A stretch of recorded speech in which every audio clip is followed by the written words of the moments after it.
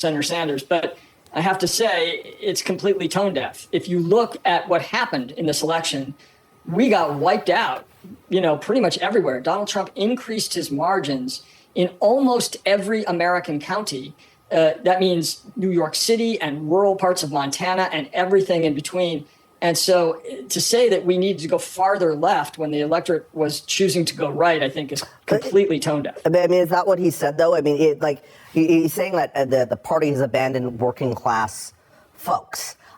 So I guess where do you think things went wrong? Because some of these key demographics that we heard for so long from Democratic analysts and from the party itself and Kamala Harris's campaign that were going to come out clearly came out, but they just didn't vote for that candidate.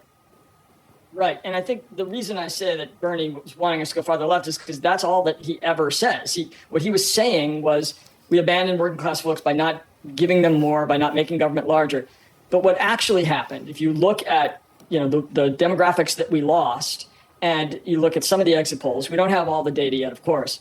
But what we do know is that voters were very angry about a number of things. Immigration, as we just heard in a previous spot, they were very angry about inflation. And they didn't like what they were hearing from Democrats on kind of a host of culture issues. In part, they just don't want their speech to be policed. They don't want to be told that they're bad people or racists or bigots. And whether it was fair or not, that's what they thought they were hearing from Democrats. And so do you think that the tone and the talking point in terms of Donald Trump's character, we heard a lot about, he is going to have a political hit list in terms of his political enemies. When he walks in, it's all going to be about retribution. The demonizing of Donald Trump, do you think that turned some voters off? I don't think that anyone was voting for Trump to kind of defend his honor. Everyone knows that Trump is not a trustworthy guy. In my view, he's a very bad person with a lot of very bad ideas. But what I think they were responding to was less about Trump himself and more about how they felt Democrats were treating them. I think they felt like they were being patronized and looked down on and lectured.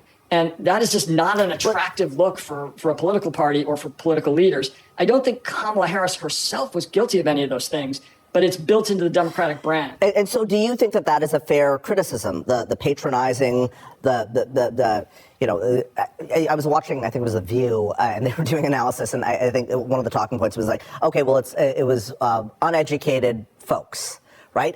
So I wonder if you think that there is some value there to that idea that perhaps it was a patronizing campaign.